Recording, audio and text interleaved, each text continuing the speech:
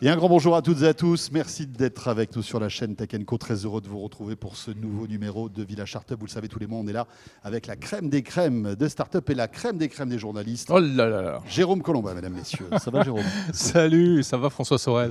Bon, c'est l'été les amis. Et oui, on est Qu'est-ce presque qu'on en fait vacances, presque.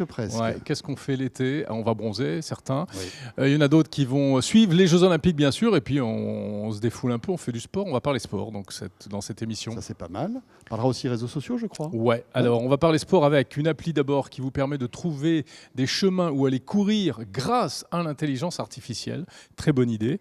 Ça s'appelle Runners dans un instant avec notre invité. On découvrira aussi une appli pour ceux qui sont dans les villes où il y a des épreuves des JO, où c'est un peu le bazar notamment. Eh bien, qu'est-ce qui se passe près de chez vous? C'est un réseau social, de proximité. Un réseau social. C'est pas mal. Voilà. Tu tiens un truc. Et enfin, on s'intéressera à la question des femmes dans la tech. Il n'y en a pas assez, il n'y a pas assez de femmes ingénieurs. Eh bien voilà, la plateforme Whip va essayer d'inverser la tendance. Et puis, en toute fin de ce Village Startup, Fabrice Marcella, le maire du village, sera avec nous pour une petite sélection de bouquins à feuilleter, à dévorer durant l'été sur la plage, Jérôme. Mais des bouquins utiles, je crois. Hein. C'est pour créer sa boîte, tout ça, machin. Attention. Évidemment, hein. comme ça, à la rentrée, tu es au top du top, tu es entrepreneur, quoi, Ouais. en gros. C'est Merci. pas les romans. Hein. Merci d'être là et bienvenue à vous toutes et à vous tous.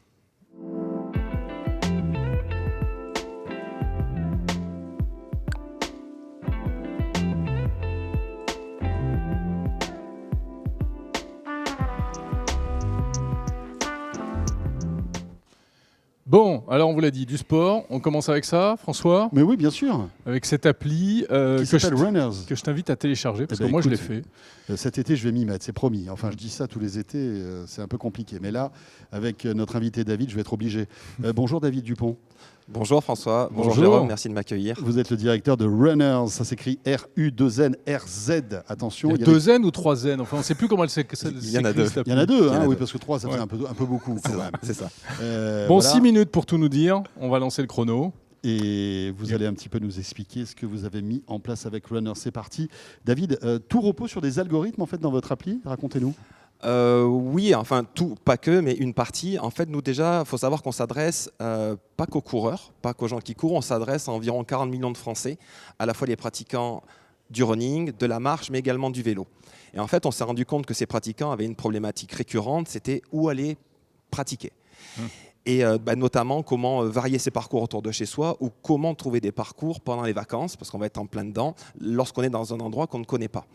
Et du coup, c'est la raison pour laquelle on a créé cette application Runners qui repose donc sur un algorithme unique au monde qui est en capacité de générer des parcours sur mesure en 3 secondes chrono à partir de la localisation exacte de l'utilisateur. Donc comment ça marche? On lui dit, voilà, je veux courir 1 heure ou je sais pas quoi, 5 km, 10 km et Alors, c'est ça oui, c'est ça. Alors l'application, elle est gratuite. Donc en fait, vous l'ouvrez, vous la lancez et là, vous avez une page de critères. Vous indiquez déjà le type d'activité que vous souhaitez réaliser, donc running, marche ou vélo, la durée ou la distance souhaitée.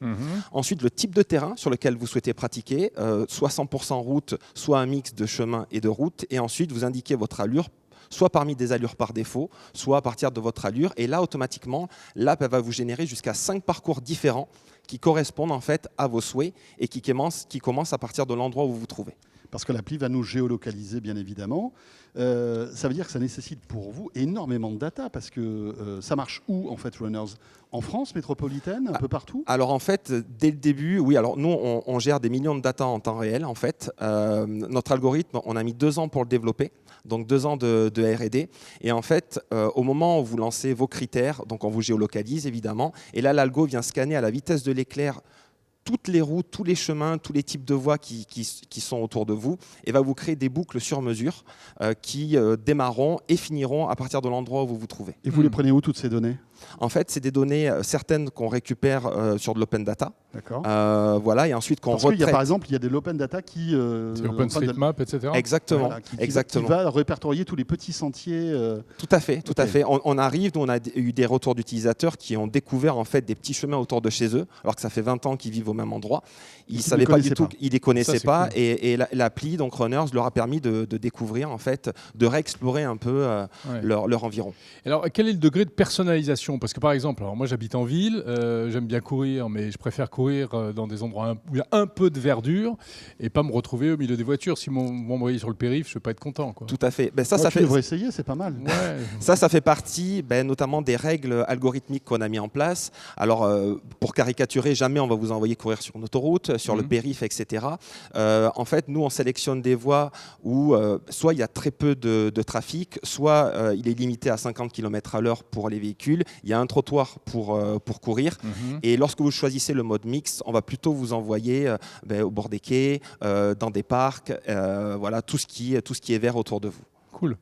Combien d'utilisateurs à ce jour? Alors, on vient de dépasser les 100 000 téléchargements. Nous, notre objectif, c'est d'arriver à 250 000 d'ici la fin de l'année. On vient de boucler une première levée de fonds de 350 000 euros.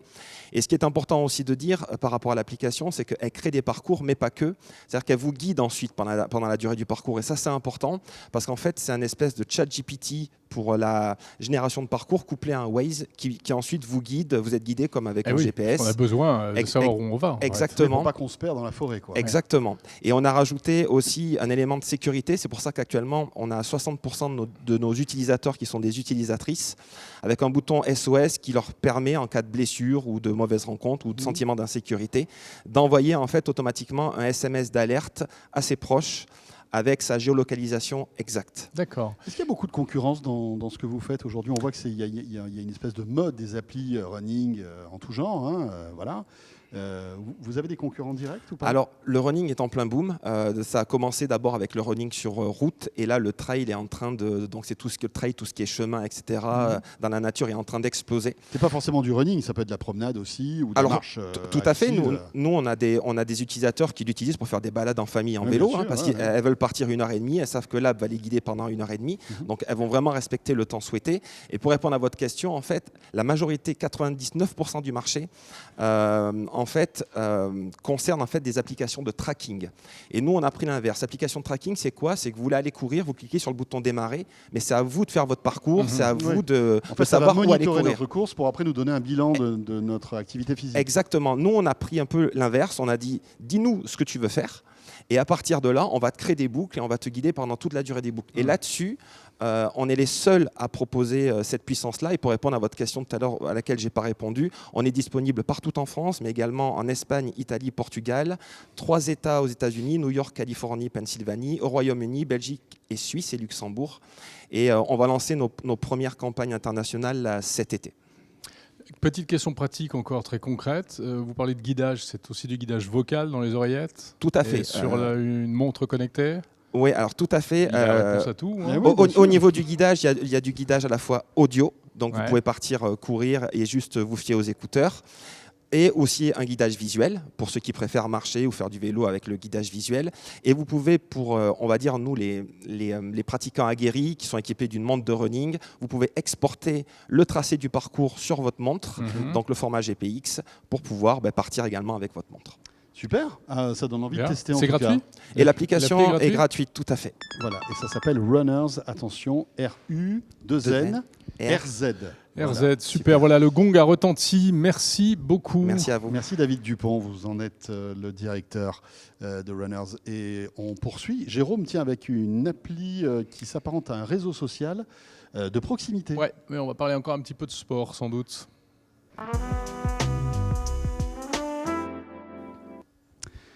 Et on continue, mon cher Jérôme, avec une application qui est un réseau social qui se veut être un peu le Waze de l'information locale. On parlait de Waze justement auparavant avec Runners.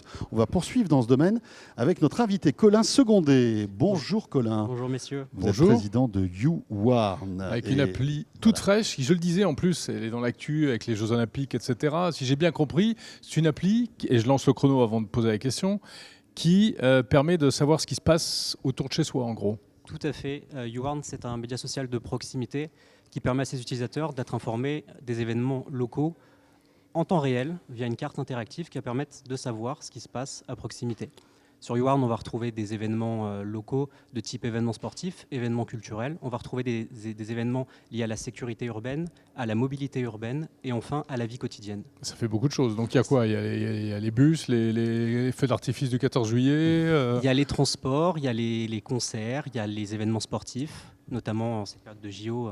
Je pense qu'il va y avoir pas mal d'activités sur l'application. Et donc ça permet à nos utilisateurs de créer des alertes en temps réel, de signaler des événements, et ça permet aux utilisateurs à proximité de recevoir des alertes pour être informés de ce qui se passe à proximité. Je sais pas, moi par exemple, je fais une fête des voisins, je dis n'importe quoi, ou j'organise un feu d'artifice chez Jérôme. Donc je pas d'accord. Je peux signaler ça sur votre appli YouWarn. Et les gens qui font partie de ma communauté ou les gens qui sont localisés à proximité de moi, en fait? Alors, c'est de l'information d'utilité publique. Donc, c'est une carte interactive sur laquelle les utilisateurs peuvent créer des événements, créer des alertes.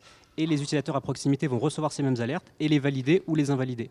Sur YouWarn, plus une alerte est validée, plus elle est diffusée dans un rayon large.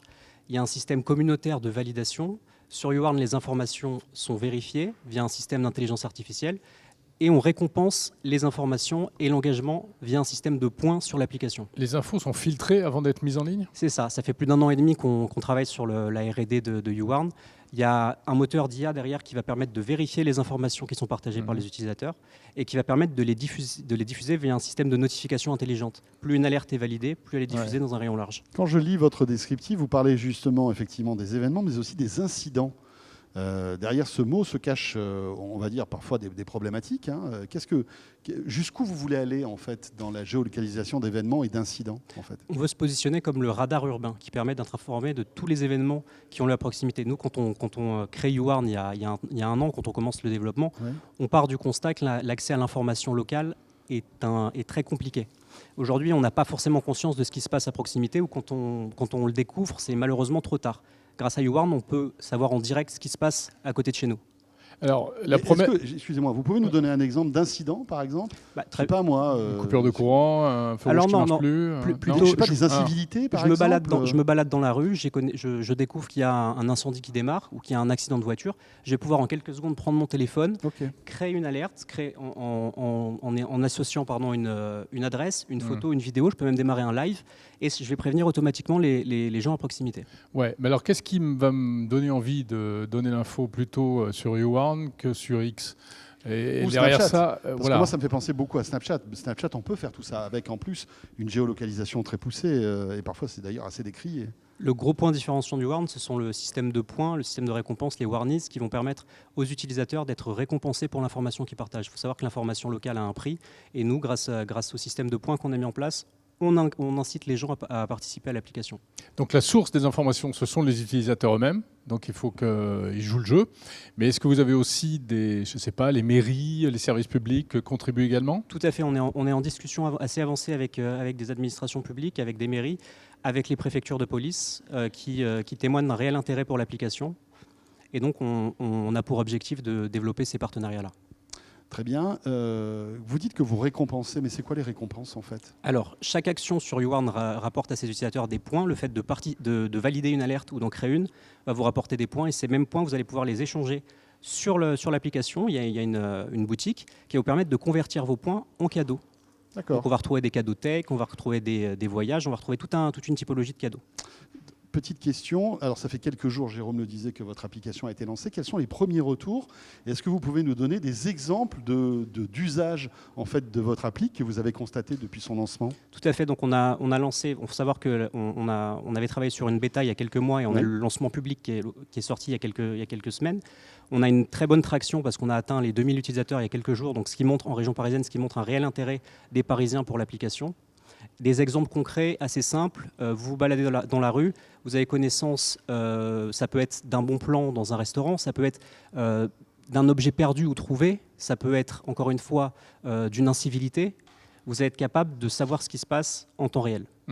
Donc l'objectif, c'est qu'un maximum de gens téléchargent l'application, s'inscrivent et participent en fait. Exactement. C'est ça le défi en fait que vous êtes en train de mettre en place. Et la concurrence est rude quand même, parce que c'est ce qu'on disait, il y a plein d'autres canaux sur lesquels on a l'habitude de s'exprimer. La concurrence est rude, mais nous, on n'est pas un réseau social traditionnel, on est un média social. La différence, c'est que l'information qui est partagée sur YouWarn, c'est de l'information d'utilité publique.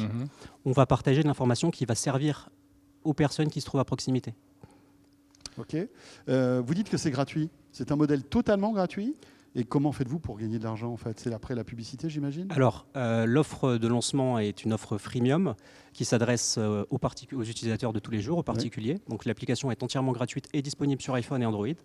Et lorsqu'on aura atteint une masse critique d'utilisateurs, on va lancer l'offre B2B, YouWarn Ads, qui s'adressera au commerce de proximité. Pour qu'ils apparaissent en fait à proximité des événements. Et qu'ils soient capables de lancer des alertes promotionnelles. Un peu comme Google Maps d'ailleurs. Exactement. Dans cette business, ou même Waze, on évoquait Waze.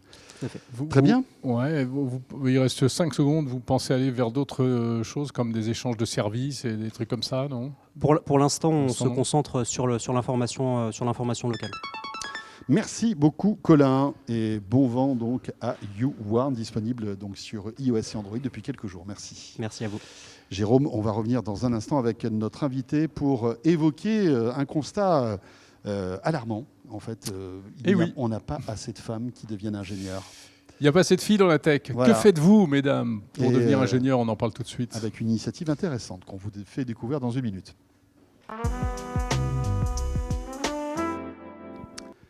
Tiens, un rendez-vous un petit peu particulier dans Village Startup ce mois-ci, Jérôme. On va se poser une question qui est très importante. Comment faire en sorte qu'il y ait de plus en plus de femmes qui deviennent ingénieurs ? Ouais, et tu n'es pas le premier à poser cette question. Visiblement, on n'a toujours pas trouvé la solution, mais il y a quand même des choses qui se passent. On en des parle initiatives intéressantes. Avec notre invitée, Justine Pélisson. Bonjour. Bonjour à tous les deux. Bonjour, Justine. Vous êtes cofondatrice donc de Whip. Et votre job au quotidien, c'est de faire changer un petit peu ce chiffre qui est horrible, 90-10 aujourd'hui. Sur... c'est quoi 90-10 La répartition homme-femme, c'est ça. 80-20, on dirait plutôt. 80-20, voilà, mais tout dépend encore des domaines. Quelle est votre philosophie dans ce domaine-là ? Quelle est votre mission chez Whip ? Alors, la mission chez Whip, donc for Women in Progress, c'est vraiment de faire en sorte qu'il y ait beaucoup plus de femmes qui aient envie de s'orienter vers ces parcours-là. Pourquoi est-ce que c'est important d'avoir plus de 20% de femmes ingénieurs ? C'est simplement parce qu'on est à l'ère d'une 4e révolution industrielle et technologique. C'est-à-dire que les compétences que l'on va acquérir en école d'ingénieur, ce sont les compétences qui sont demandées aujourd'hui pour créer les solutions à des problèmes actuels, mais aussi pour les problèmes de notre société de demain. Il est donc essentiel que 50% de notre population contribue à cette réflexion et fasse partie vraiment de cette création de valeur, création de solutions. Donc c'est l'ambition de WIP aujourd'hui, de faire en sorte que plus de jeunes femmes s'orientent, choisissent ces parcours professionnels, mais surtout de faire en sorte d'optimiser le parcours de celles qui ont déjà fait ces choix. Alors, comme François le disait, ça fait longtemps qu'on se pose cette question. Qu'est-ce qu'on peut faire ? Comment procédez-vous ? Oui, ça fait longtemps qu'on se pose cette question. Il y a beaucoup d'initiatives en cours. Il y a beaucoup d'associations qui essayent d'œuvrer pour encourager les femmes. Il y a beaucoup d'associations qui mettent en avant le marrainage, le mentorat. On essaye de mettre en avant des rôles modèles. Il y a un vrai problème aujourd'hui de démystification et de revalorisation de ces filières. On ne sait pas ce que c'est d'être ingénieur aujourd'hui. C'est pas très cool, c'est pas très féminin. Il y a des vrais problèmes aussi. Les filles ne savent pas, ça les attire pas. Ça ne les attire pas. Tout simplement, elles vont aller à des forums d'orientation. Les écoles, par exemple, de business school sont très attirantes. Il y a des goodies, c'est stylé. On parle de marketing, de com, on va aller voir un forum d'ingénierie, on va pas très bien comprendre concrètement les applications. Donc c'est dur de se projeter, c'est dur de comprendre les différents parcours, les différentes possibilités. Et quand on est une femme et qu'il n'y a pas forcément de rôle modèle, donc de femmes qui sont déjà passées par là, qui sont déjà en poste, on ne sait pas comment on va trouver notre place. Justine, comment œuvrez-vous justement pour faire inverser la vapeur ? Alors, quelles sont vos recettes ? Alors le but, c'est vraiment de s'ancrer dans un écosystème d'acteurs qui est déjà très actif. Donc c'est-à-dire de se reposer sur des initiatives d'associations, mais surtout de travailler avec des recruteurs, des entreprises qui agissent au quotidien et qui recrutent des ingénieurs. WIP, on a une plateforme qui va permettre aux femmes ingénieurs d'avoir vraiment accès à des parcours multiples de femmes rôle modèles pour comprendre quelles spécialités, quels débouchés auxquels elles peuvent prétendre. Mais la deuxième partie, ça va être la partie... des témoignages qu'elles vont pouvoir lire. Exactement. C'est vraiment des témoignages côté un peu inspirationnel et informatif. Donc Okay. se dire, voilà, je vois le profil de Chloé qui a fait ce choix d'études scientifiques, ensuite qui a fait cette école et qui a choisi de l'appliquer concrètement, ce stage, cet emploi-là. Pour susciter, pourquoi pas, des vocations. Exactement. Pour et se projeter. Jeunes. Exactement. La deuxième partie, ça va être la partie un peu job board. Là, vraiment, c'est faire une sélection d'offres d'emploi qui sont proposées par des partenaires certifiés par une charte d'engagement. Faire en sorte vraiment d'optimiser l'expérience de recrutement et d'insertion professionnelle de la candidate, mais aussi pour le recruteur. Et la troisième partie, ce sera vraiment la partie préparation professionnelle, prise de confiance et faire en sorte d'accompagner les candidates, très jeunes dès le lycée, mais aussi quand elles sont en études supérieures, prendre confiance. Donc vous l'avez dit, vous pouvez répondre à cette problématique lorsqu'elles sont très jeunes, Exactement. Sans doute ensuite plus tard, mais concrètement c'est quoi ? Un site web, une application ? On vient vous voir, vous êtes une agence Alors concrètement pour les candidates, c'est une plateforme exactement qui est gratuite, donc elles s'inscrivent, elles ont accès donc à la fois aux offres, mais aussi elles ont accès à tous ces témoignages de rôle modèle. Elles peuvent s'inscrire elles-mêmes, elles peuvent s'inscrire pour pouvoir échanger avec d'autres femmes, mais aussi elles-mêmes avoir accès à des ressources, des ateliers. Ouais. Les employeurs, c'est plutôt eux, leur permettent d'avoir accès à un vivier et surtout participer participer à des initiatives qui vont valoriser leurs engagements, avoir accès à des jeunes femmes et co-construire vraiment des initiatives de recrutement pérennes sur le long terme. Vous parlez de rôle modèle, c'est-à-dire une jeune fille qui se pose des questions, elle peut rencontrer des femmes qui ont suivi des parcours et qui vont avoir des échanges avec elles. Le mot rôle modèle est un peu ingrat parce qu'on s'imagine qu'il faut forcément avoir acquis et fait beaucoup de choses, être particulièrement successful. Le but, c'est vraiment de mettre en avant la multitude de parcours possibles. Être ingénieur, c'est pas linéaire, c'est chacun définit son parcours, ses choix, sa spécialité, et c'est de faire en sorte que chaque jeune fille puisse se projeter en regardant différents parcours de différentes personnes. Et elles peuvent rentrer en contact avec cette fille-là, mais souvent, ce qui est ressorti, c'est pas forcément le besoin d'entrer en contact, c'est surtout d'avoir accès à l'information et de faire ses propres choix. Ce qu'il y a d'alarmant, c'est que finalement, ça fait pas mal d'années qu'on évoque ce sujet. Et on n'a pas l'impression, alors peut-être que vous allez pouvoir être un petit peu plus optimiste que nous, mais que visiblement, il y a de plus en plus de femmes qui se lancent en fait dans cette carrière d'ingénieur. On voit une progression malgré tout ou pas depuis ces dernières années? Non, je ne veux pas être extrêmement pessimiste, mais non, on voit vraiment des chiffres qui stagnent, de plus en plus d'initiatives. Mais je pense que le problème aujourd'hui, et là où j'espère vraiment changer les choses, c'est le fait que ce sont des initiatives qui sont très séparées, qui sont en parallèle. Il n'y a pas forcément de communication entre les acteurs de l'écosystème.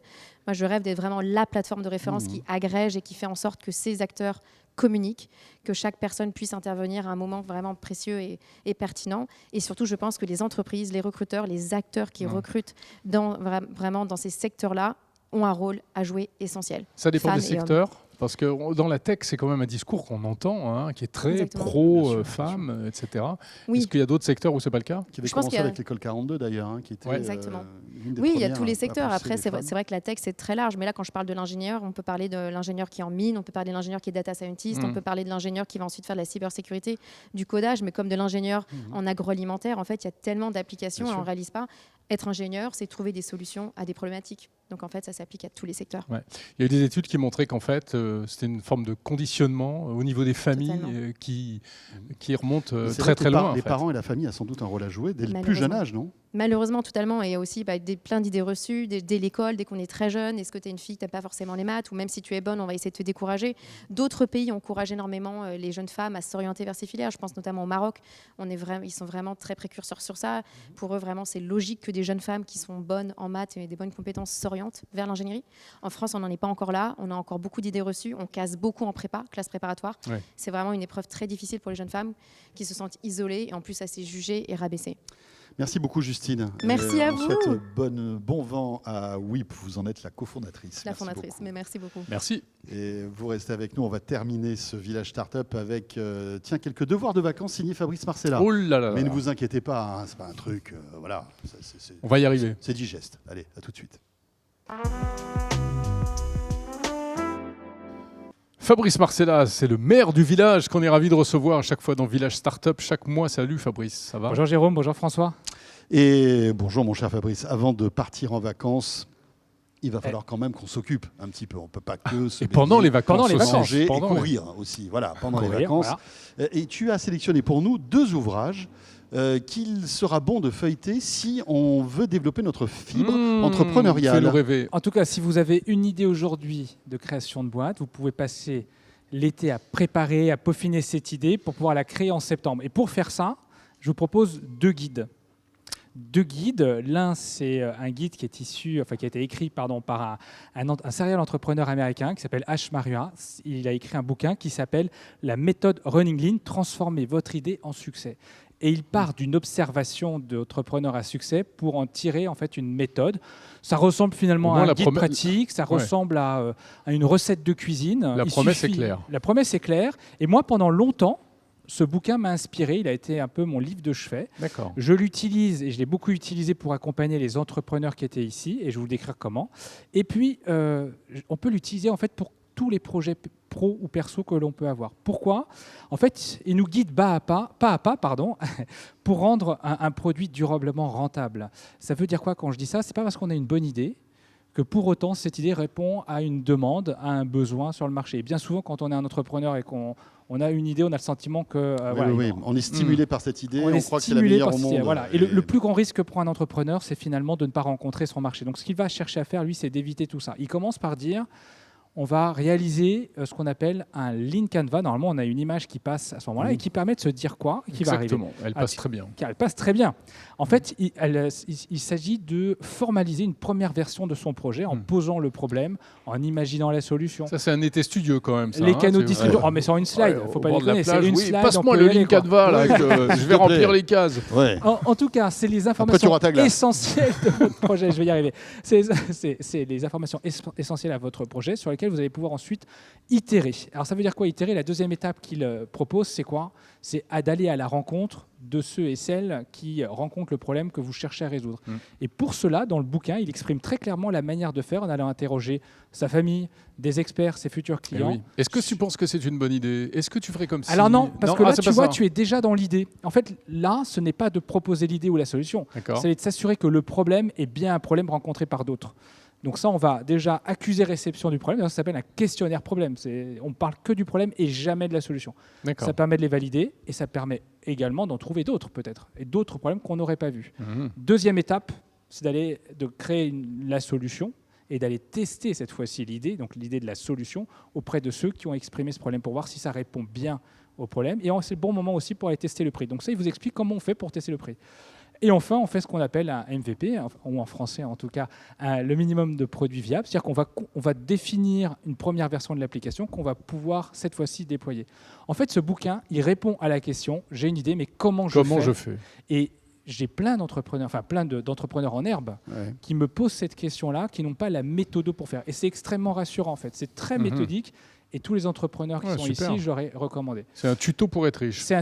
Alors, je sais pas si. Alors, ça, c'est peut-être un peu survendu, là, non? Oui, je pense. Je sais pas si tous les entrepreneurs deviennent riches. Ça, je suis pas certain. C'est peut-être un autre guide à sortir. Le deuxième bouquin.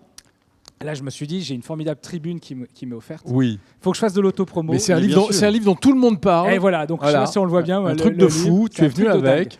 Mais c'est un truc de dingue. Pourquoi? Alors, rappelons que tu l'as écrit. Je l'ai coécrit. coécrit. Voilà, c'est toute l'équipe du village qui l'a coécrit, qui retrace en fait 10 ans d'expérimentation d'outils autour de l'open innovation. Puisque en fait, le village Baïséa a fêté ses 10 ans. On a fêté nos 10 ans. Ça fait quasiment 10 ans qu'on fait d'ailleurs cette émission, à 1 ou 2 ans près, je pense. C'est vrai. Et 10 ans d'open innovation. Déjà, on définit ce qu'est l'open innovation. On ne sait pas forcément ce que c'est. C'est l'idée, en tout cas, de se tourner vers l'extérieur, des gens qui ne nous ressemblent pas pour être inspirés, pour innover et pour partager également nos convictions ou notre expérience sur un sujet avec d'autres. Surtout quand on est un grand groupe. Quand on est un grand groupe. Et en fait, dans l'open innovation, le grand groupe ne dissocie jamais cette vision de l'open innovation du monde des startups. En fait, l'open innovation, il est très lié au monde des startups. Très lié. Et c'est pour ça que dans Village Startup, c'était aussi intéressant d'en parler. Dans ce bouquin, on retrace tous les outils qui ont été mis en place, de ce qu'on appelle les Safari Startup, les Proof of Concept, l'investissement dans les startups, l'entrepreneuriat en interne. Donc on décrit tout ça et on décrit surtout des profils d'open innovateurs avec des exemples concrets. On parle, vous verrez, de Naval Group, on parle du Media Lab de TF1, on parle de Showroom Privé, en tout cas plein de grands groupes connus qui ont travaillé avec des startups. Qui ont travaillé avec des startups et surtout qui ont expérimenté des outils d'open innovation. Ouais.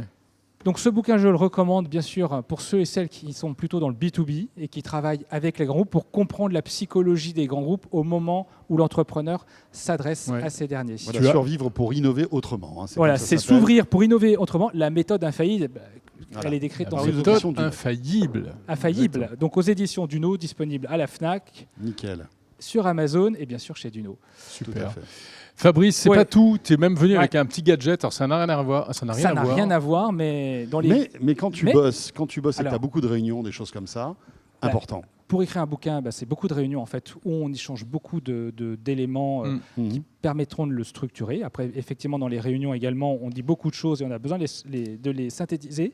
Et j'ai découvert cet outil-là. C'est pas plus épais qu'une carte bancaire. C'est une carte de paiement, c'est ça Voilà, c'est pour acheter le bouquin. Et non, ça n'a rien à voir. Non, rien à voir. Ça s'appelle Cloud. C'est un dictaphone. Une clé de voiture. Ça ressemble aux clés de voiture. Tu as raison. Qu'on garde sur soi pour ouvrir la voiture. En fait, ça ressemble à un dictaphone. Enfin, c'est pas ressemble. C'est un dictaphone. Ça s'appelle Cloud. Donc il y a un micro dedans. Il y a un micro. Il y a un disque dur. Sans besoin du téléphone, sans rien. Il me suffit d'appuyer ici, s'il y a un petit bouton, et en fait, tout ce qu'on se dit est enregistré. D'accord. Il est enregistré lors d'une réunion, mais je peux également faire... Ah, ça y est, allez, ça va, tu as du rab. Également l'utiliser lorsque je suis au téléphone avec vous deux, je le plug juste derrière, comme ça, puisque ça fonctionne, vous savez, avec l'aimant qu'il y a sur l'iPhone. Ouais. Et en fait, grâce aux vibrations du téléphone, il arrive à détecter il arrive à entendre, en fait. À entendre la conversation. Et donc, il va enregistrer la conversation téléphonique. Okay. Une fois qu'il a enregistré ça, on peut le transférer, si on le souhaite, bien sûr, sur son iPhone. Okay. Et il va faire un résumé de la réunion. C'est extrêmement impressionnant. Intelligence artificielle. Intelligence artificielle, ça s'appuie sur ChatGPT. Il va thématiser. C'est ça qui est intéressant. C'est pas juste du speech to text. Donc il sort toutes les blagues de François et il termine sur tout ce qu'il faudrait faire. Il a du boulot. Voilà. Et donc il thématise et surtout, lorsqu'il y a des actions qui sont prises, il va les identifier sous forme d'actions que vous allez pouvoir ensuite suivre dans le temps et surtout les réaliser. Ça coûte 150 € lorsqu'on l'achète. Oui. Et ensuite, donc il y a un abonnement de 3 mois. Et ça coûte rien si tu le vois. C'est ce que j'allais dire. Je sais pas ça coûte si tu l'achètes, oui, c'est sûr. C'est pas mal. Non, mais ce sont des drôles de pratiques au village. Voilà, donc tu n'enregistres pas tout ce qu'ils disent. Hein. On te taquine un peu. Non, mais t'as raison. Donc ça s'achète 150 €. Ouais. Et ensuite, on a un abonnement de 79 € par an pour bénéficier de toutes les fonctionnalités. Pour bénéficier des 10 heures d'enregistrement d'IA, effectivement. Okay. Et ça s'appelle comment? Plaud. P-L-A-U-D. Plaud. C'est sorti, ça a été présenté pour la première fois au CES en janvier 2024. C'est vrai. Cool. Merci beaucoup, Fabrice. Il fallait que tu nous en parles. Merci beaucoup, Fabrice. Bonnes vacances à vous deux. Ouais, bel été, Fabrice. On se retrouve à la rentrée, bien sûr, pour Village Startup. D'ici là, portez-vous bien. Merci de nous suivre sur la chaîne Tech & Co. Jérôme, à très vite. À très vite. Bonnes vacances. Salut à tous.